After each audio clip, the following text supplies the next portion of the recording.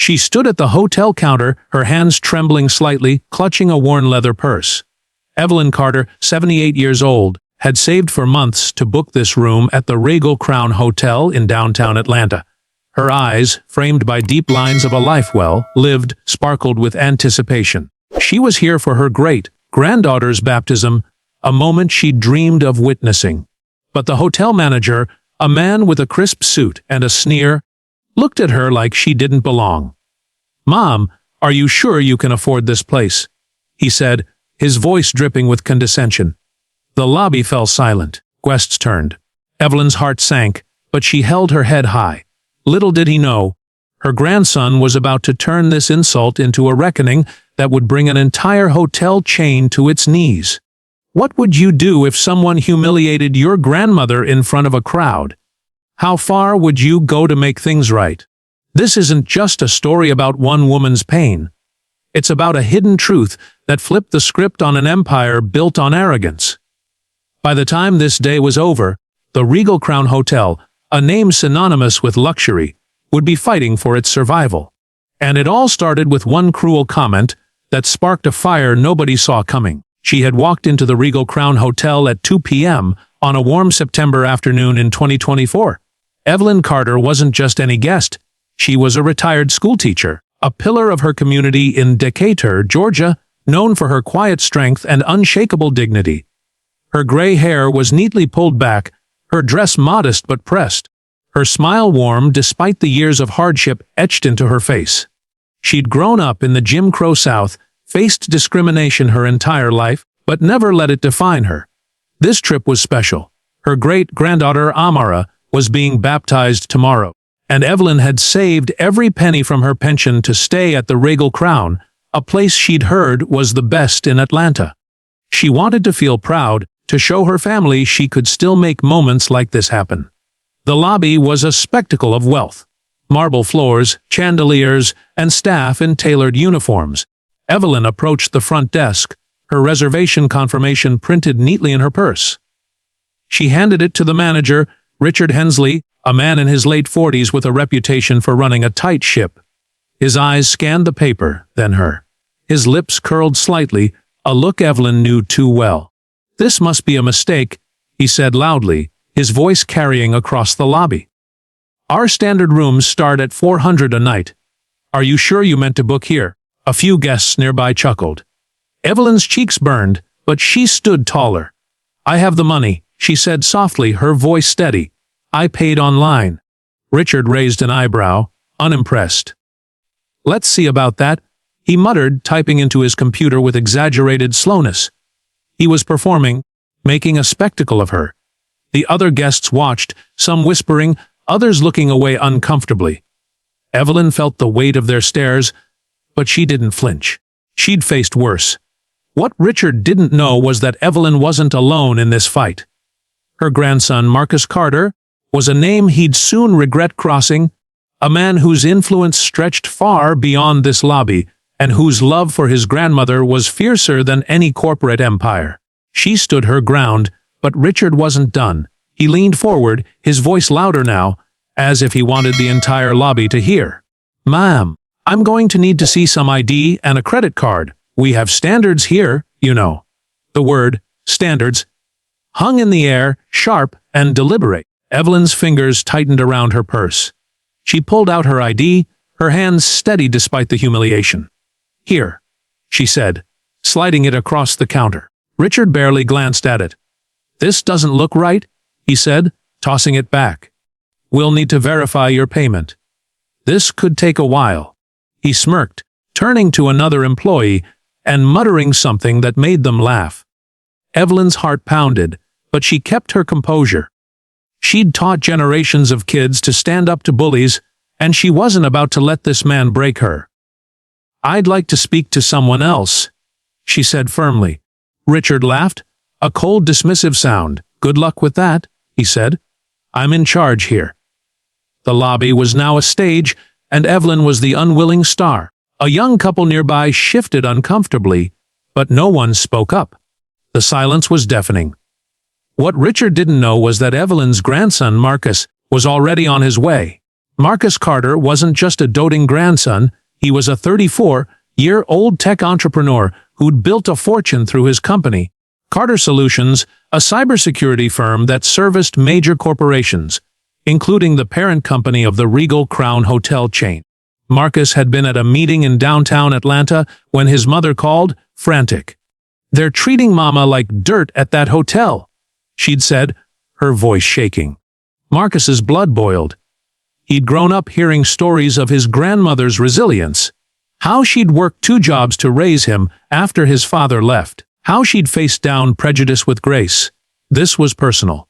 Marcus arrived at the hotel within the hour, his tailored suit and calm demeanor masking the storm inside him.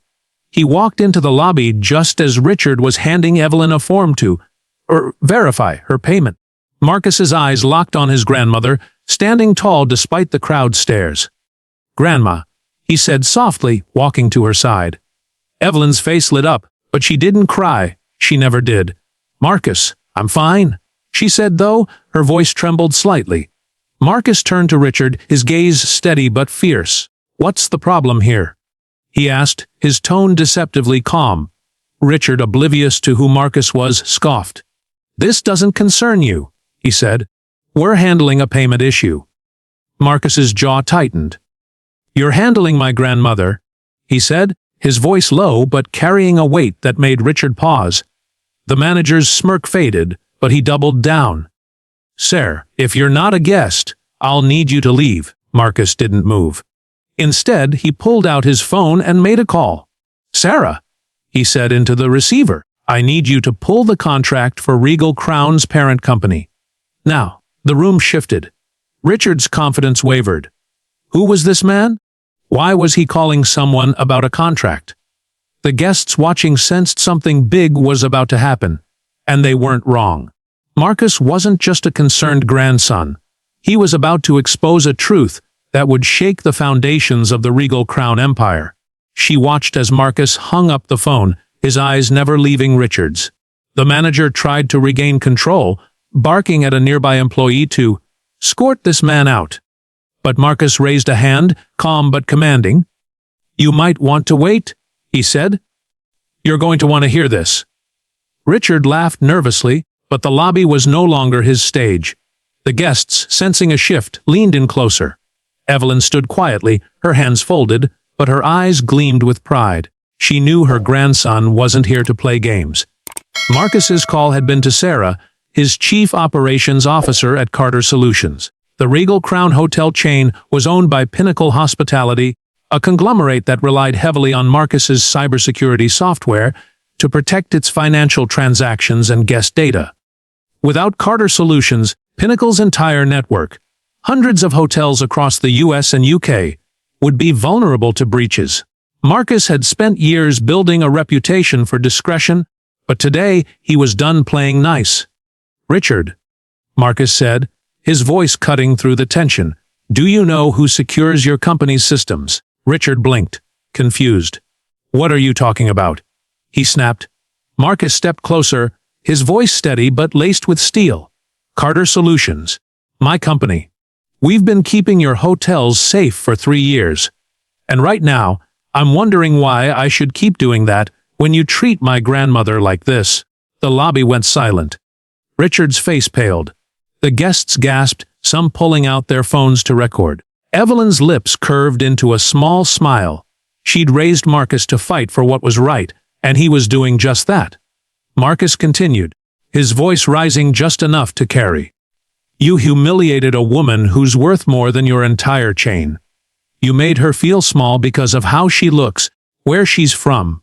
But you don't know her story. And you clearly don't know mine." Marcus turned to the crowd, his voice steady but passionate. "This woman taught me everything I know about integrity. She worked 2 jobs to send me to college. She faced people like you her whole life and never backed down. And you think you can treat her like garbage?" The guests murmured, some nodding, others filming. Richard stammered, "This is a misunderstanding," but Marcus cut him off. "No, it's not. It's systemic. And it ends today."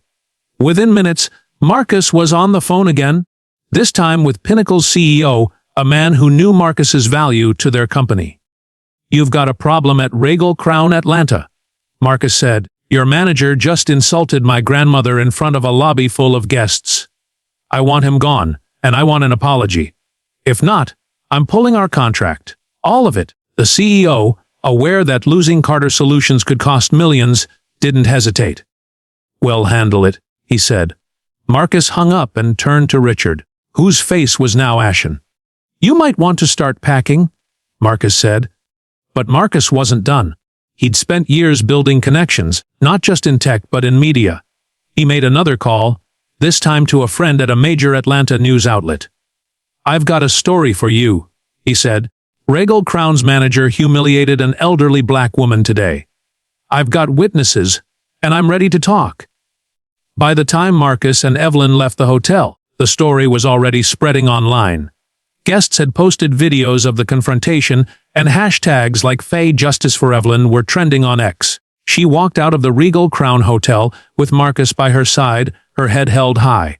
Within hours, the story exploded. News outlets picked it up, and the videos from the lobby went viral, racking up millions of views.